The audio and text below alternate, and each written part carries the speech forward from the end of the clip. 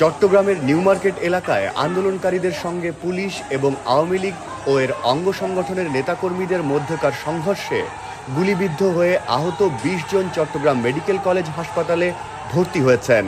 আজ রোববার দুপুরে এ ঘটনা ঘটে।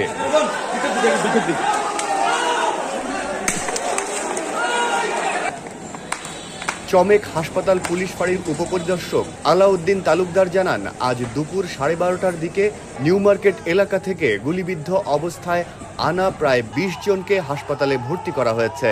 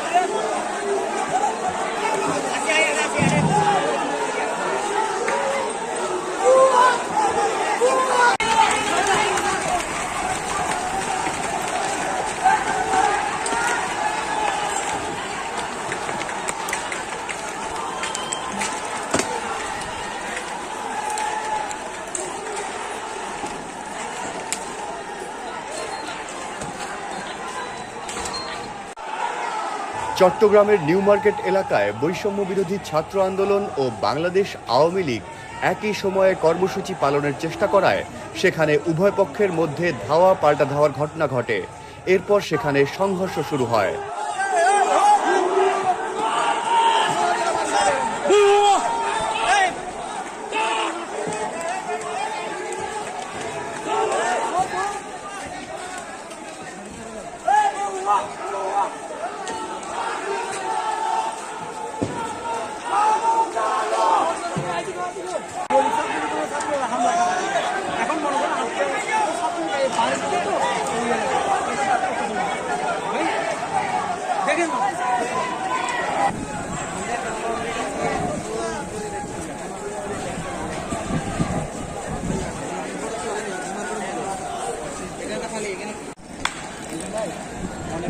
মেডিকেল খবর রাখেন না।